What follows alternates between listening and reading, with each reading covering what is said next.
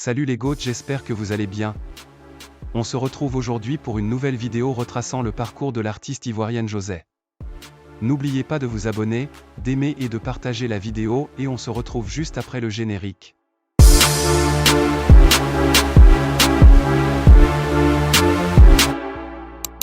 En 2012, la marque de bière Castel organise pour la première fois en Afrique une émission de découverte de nouveaux talents musicaux intitulée Castel Live Opera.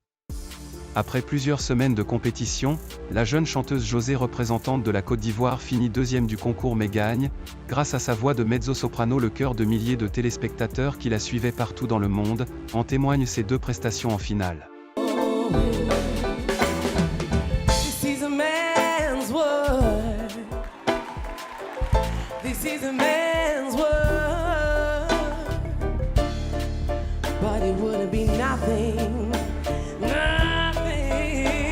Né d'un père gendarme et d'une mère infirmière le 29 juin 1990, Niakrou José Priscille dit José est diplômée de l'École nationale d'administration d'Abidjan. Elle va très rapidement laisser les études et une peut-être carrière dans l'administration pour se consacrer à sa passion. La confiance que lui accordent ses parents combinée à sa notoriété grandissante dans son pays lui permettent de décrocher quelques collaborations avec des artistes déjà installés comme la Tour de Garde ou encore le duo Killer et Rick-One avec qui elle va sortir son premier hit. Ce morceau, qui raconte une dispute de couple dans laquelle la femme se dit émancipée et peut prétendre aux mêmes droits que l'homme, José est aussitôt vue comme une militante engagée dans la cause féminine. En gros, elle est l'avocate des femmes. Une attitude qu'elle traîne depuis toute petite. En témoigne cette anecdote quand elle était encore au CM2.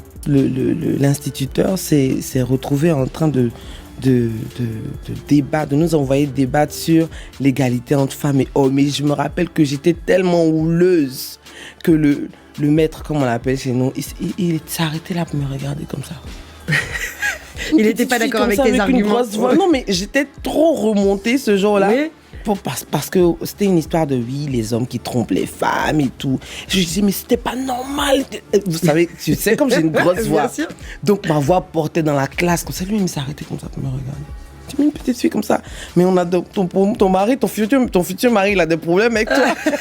En suivant la même recette qui est de ne pas se laisser marcher dessus par les hommes, elle sort son premier morceau solo, On fait rien avec ça, qui cartonne comme d'habitude. Elle sera par ailleurs invitée à collaborer avec la méga star ivoirien et feu DJ Arafat sur le morceau Koba.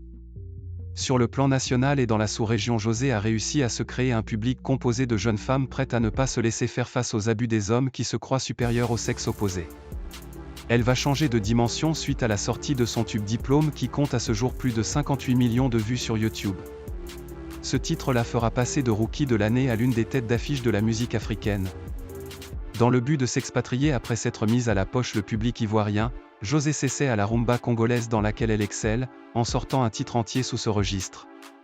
Un album de 12 titres sera prévu sous une des points A de rumba avant d'être abandonné parce que, selon elle, un album de rumba serait comme laisser ses racines et s'occuper de la culture des autres. Son talent et sa capacité à gérer sa voix lui voudront d'être nommée parmi le jury de l'émission The Voice version Afrique francophone en 2018.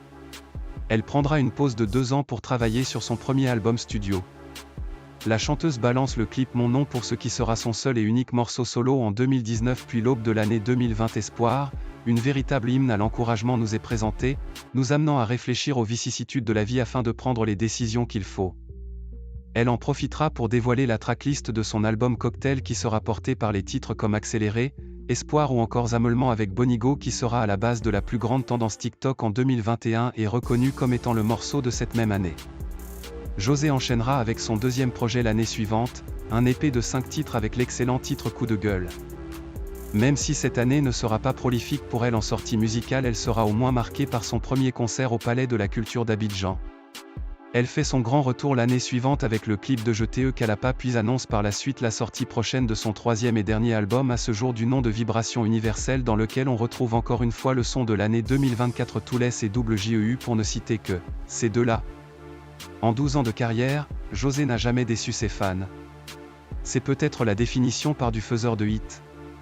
Avec sa voix généreuse, elle peut s'adapter à tout type de style musical, allant du coupé décalé à la rumba congolaise ou encore de la zouk au rap.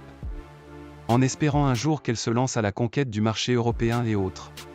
Merci les goats d'avoir suivi la vidéo jusqu'à la fin. Soutenez la chaîne en cliquant sur le bouton s'abonner, aimez la vidéo puis la repartagez.